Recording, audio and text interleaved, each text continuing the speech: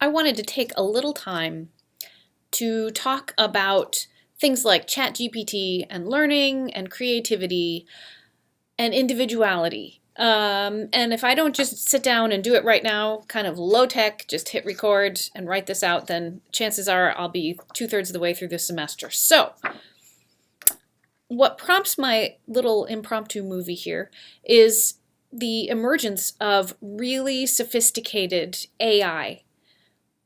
ChatGPT is a prime example, but there are plenty of other bots that are now in existence that can write a letter for you, write emails for you, write a paper, do your citations, or pretend to do your citations. And that can be a very useful human tool. But I'm also concerned, like many professors and other people who are curating creative thought processes, this is also a little bit concerning because there's both the lure of this cool new technology and the pitfall of, well, gosh, what if people just stop thinking of how to do stuff themselves? Which is actually kind of a real pitfall. It's not hyperbole like, oh, people aren't going to turn into unimaginative people who don't know how to address an envelope or whatever. We're actually there.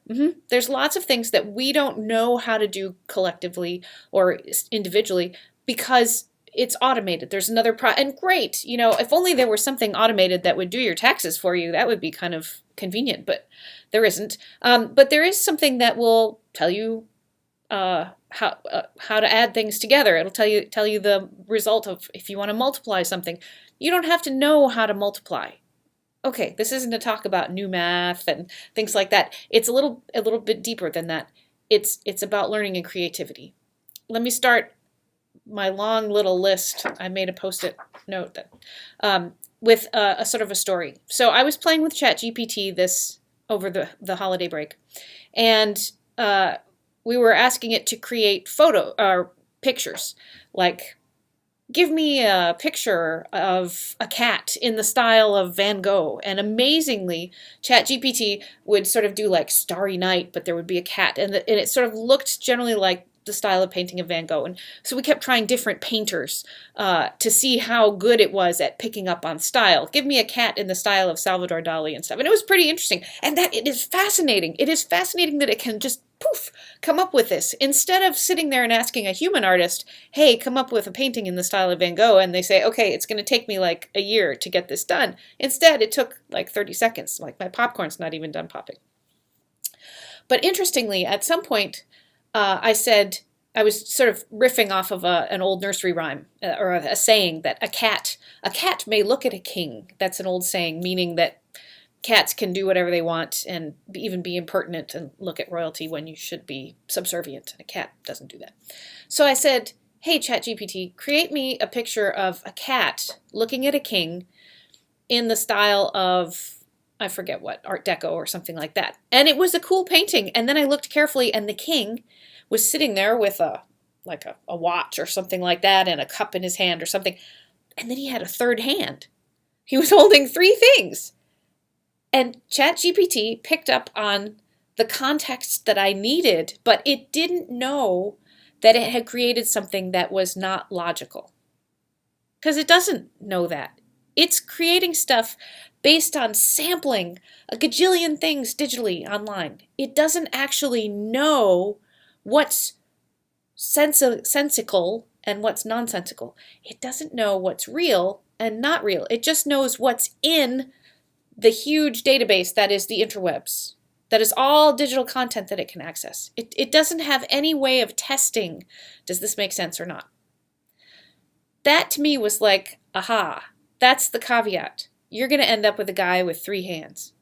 Now that may be cool if you're looking just for a cool picture, but it's not cool if you're trying to rely on something like that to tell you what is real in the world or what is true. You're trying to do research and you say, ChatGPT, write me an essay about jazz. How do you know what it's saying is true? Especially if this isn't your subject area, you don't yet have the knowledge to say, oh, that was wrong. You just like, I guess I'll just print that. If we do that enough, I'll just put stuff true, not true. That's scary. We don't know what's true or not true. Okay, that was like the little prelude. Here's the meat of what I'm trying to get to. And I know I always talk too long, so I'm trying to do it fast. It comes down, the bigger issue for me as a teacher of you in my course, whichever course of mine you're in, is that I am here for the purpose, for learning, for your learning, and to learn from you. But mostly, I am here to facilitate your learning. I, as the teacher, have a knowledge of this subject matter that we're studying. And I have a sense of its innate value. The reason that, like, wow, this is special. We should learn whatever it is. We should learn it. That is something I already have because it's my subject matter. And that's my role as a teacher, is to pass that value, that sense of value of that subject matter onto you. Now, you come to me and you're like, that's not my major. I don't know. I'm not interested. I don't know anything about it. How can I be, if I don't know anything about it, how can I be interested? And that is the essence of trust between teacher and student, is that you as the student have to trust me as a teacher for a semester to hand this to you and say, look, isn't that amazing? Try it out. Here, it won't hurt. Let me show you. Here, I'll take it apart. Or I'll show you what it can do. Or, woo, look what you can make happen here. So it's like that. It's like a show and tell in a way. It's more elaborate than a show. It might be an explain or a process. Or I can imagine a chemistry professor saying, look, I'm going to take bromine and I'm going to stick magnesium in it, and whoosh, look at what happened. I just watched that on YouTube the other day. So I am imparting learning to you. How do you learn? Well, the first part is trust. The second part is by engaging. I hand it off to you and you engage in it. You do it. You do it. Your brain, maybe your fingers, or whatever it is that requires it. Imagine if you were going to learn to be a baseball player and you're just going to sit and watch and you didn't do it at all. I mean, you could learn the rules of baseball. You might be able to learn to be a pretty good critic of watching other people do it. But then they say, okay, you're up. You're up to bat. Go. You might be lucky and get it right the first time, but you have to do it to learn it. And that kind of doing is a very human thing. It's really a sort of a sentient being thing. We have to do stuff and try it out to see how it works. Not just passively observe someone else doing it, or it's like, yeah, it's online. It's there. It's not here. It has to be here. Okay, how do we learn? And I'm getting to the ChatGPT thing. I'm circling back around, but just go with me here. Trust me. How do we learn? Well, in my classes, how do you learn? By reading what I ask you to read, and not just reading like, okay, I passed it. There, it went in front of my eyes. No, reading it. Looking up words that don't make sense. Asking me questions by email is great, or scheduling a Zoom. Writing stuff down that you have read.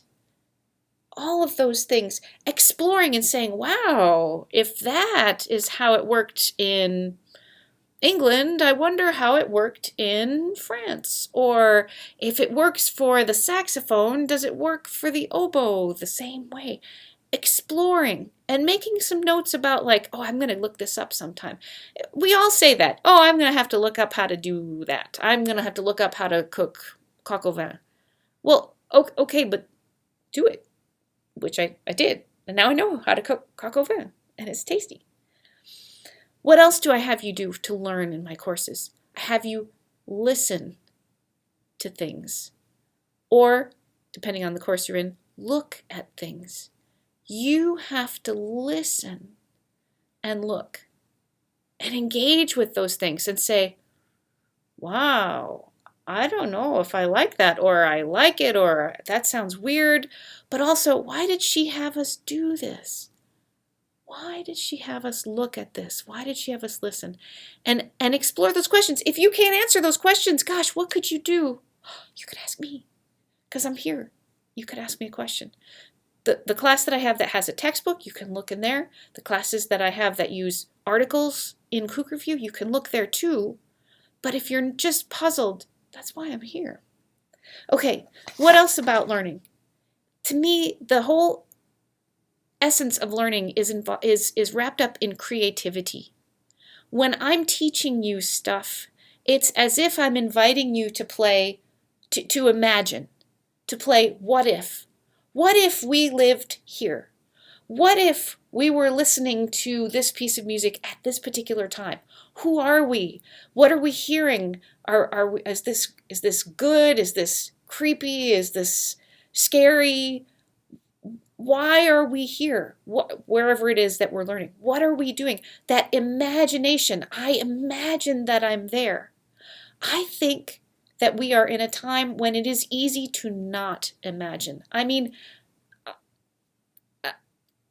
Gen X, watching someone open a box online and unwrapping a present instead of opening a box yourself.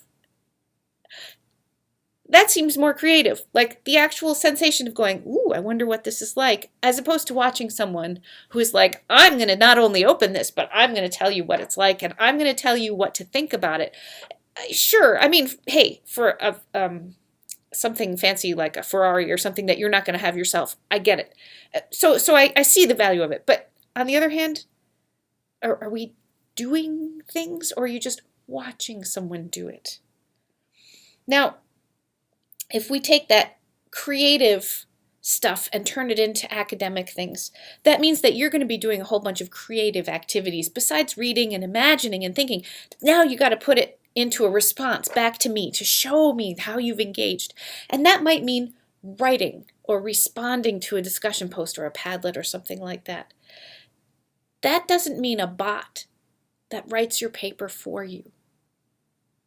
It doesn't mean a bot that can reword a paper for you. So when you are responding and writing a paper, that's your chance to reflect back to me. Hey, you handed that creative thing off to me, and I get it. I understand it, or it made me think of something else, or it took me in this direction. In academic work, in your college classes, a lot of what you're doing is writing or responding in a discussion post. That's not having a bot write your paper. It's not having a bot reword your paper, or worse yet, reword somebody else's paper. It's not copy and paste. It's not having a bot make up fake citations. It's not having a bot make your own citations, but poorly. It's not about having a bot come up with an outline for you to write against. I feel like, oh great, I just suggested all these things that a bot could do for people, but I mean, not like you couldn't figure some of those out, all of those out anyway. You could have a bot do those things. I can't stop you, ultimately. I'm going to try. I'm going to try to spot stuff that's not original. But here's the thing. Me, just as a teacher, my own self, I want to see your learning. I really do. I want to see your response. Now, that may seem incredible if you went through high school or part of your first part of college on Zoom and thinking, I don't want this teacher to see my face. I want to stay anonymous in this really crazy world where I'm just in a Zoom bubble or in a world that is full of conflict and anger. And I don't want to be anybody sticking up out of the crowd. I want to stay anonymous. I want to stay safe. I get it. Okay. But I'm a teacher. I'm here to reach out and pull you out of that and say, wait, you're a human being. Think, create. Okay. This is turning into a really sort of evangelistic sermon. But it's important to me as a teacher, for you as a student, to create your own stuff. Even if you're not good at it yet. How do you get better at writing? By writing and letting me help you get better. And I know there are plenty of colleagues of mine out there in the world who are just like, yeah, just memorize it, copy and paste it, I don't care. Just pass whatever. Well, that's not who I am. There are plenty of people out there like that, but there are plenty of people like me. So let me take a minute here, maybe 2 minutes. How do you write, say, a paper? How do you write a response? This works for a long assignment, a big paper. It works for a short response. And all my classes right now have things of varying lengths. Easy things, we'll get to hard things later in the semester. So first, you have to come up with the idea. You have to come up with the idea. You say, I will write about this. Here, this thing. Now, maybe I give you a topic to write about. Write about the Middle Ages and write about food in the Middle Ages in Europe. Write about a woodwind instrument. Write about music in the African continent. Okay, I've started you off, but now you have to kind of rattle around and brainstorm. Brainstorming is a real thing. It's not just Googling. Brainstorming is you sitting there and saying, food in the Middle Ages. I wonder if they had any recipe books. Write that down. I wonder if they ate the same kinds of proteins that we eat. I heard that they didn't drink water in the Middle Ages. They drank beer. Huh. Okay, brainstorm. Write down a whole bunch of things. That's the first step. You brainstorming. Now, you might have to do a little bit of Googling. If it's something you have no idea about, that's called advanced research or preliminary research, whatever. It can be Googling. You have to beware when you're preliminary Googling. You might find somebody's site that you don't know if it's good or not. You don't know if it's made up or not. What I'm not going to do is say, hey, ChatGPT, create a paragraph for me about this before I actually dig in and look at what other people have said about it or find out about it or ponder it myself. Okay, idea. Brainstorm. Now, you're going to collect possible sources, possible parts of information. Is it going to be an encyclopedia? Is it going to be a book in an actual library? Because there are actual libraries out there that have actual books in. We can talk another time about how you find information in a paper book when you can't just hit search. But you're going to collect sources. And by that I mean write down, make a list, type whatever, the URLs, who wrote them, the title of the page, so that you know what kinds of sources these are. Is it by a 5th grader doing a social studies report? Is it by a college professor? Is it by a band? Is it their fan page? Like, all of those things matter. So you're going to gather all these sources. The next step, there's another step. It's to examine and read those sources. Not just to scan the page and copy paste. Aha, here's a definition of rap. I'm going to copy and paste it into my paper. That's not you reading and thinking about it. You read what they wrote and you sit there and think, I don't know what 2 of those words were in that sentence. I'm going to look them up and try and figure it out. Or, okay, they're talking about rap in this way, but I'm also curious about it in this way. Or, they didn't answer this part of the question. I want to know about this. I got to look it up in another source. And then you are sitting there considering, person A said this and person B said that, and you could pull them together in a single sentence or a thought or a paragraph. Or you could say, wow, that person said this and I really disagree with it.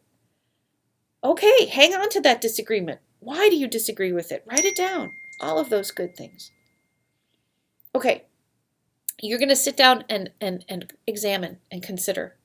The next part, create an outline for yourself.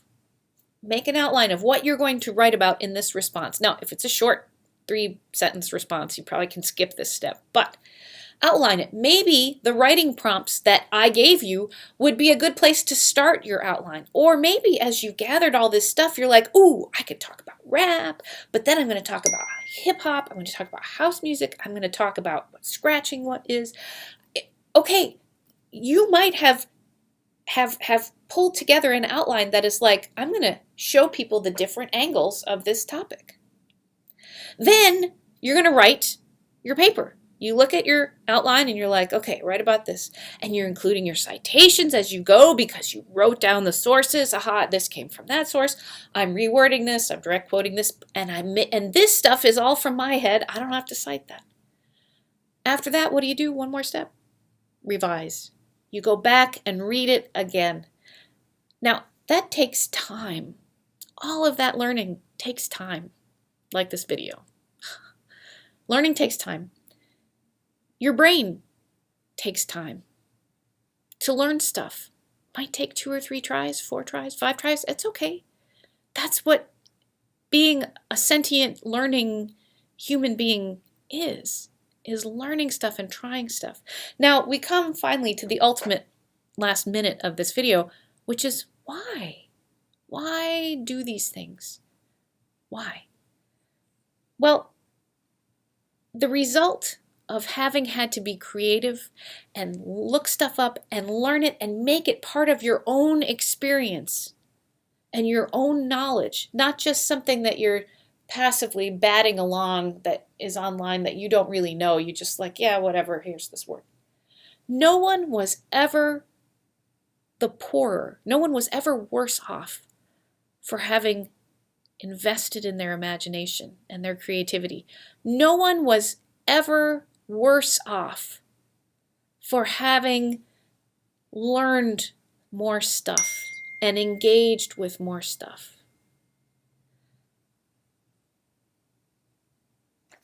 I gotta look at my note. Yeah, no one is ever the less for not having expanded your horizons or deepened your self-reflection, engaged with other people. And that's the last part. If nothing else, this process of learning and creating and engaging and responding, whether it's in an assignment or in a discussion post, that, if nothing else, you will learn how to communicate better with other humans. You'll learn how to write better. You'll learn how to respond to someone's question, a spontaneous question in a discussion post. Answer it back.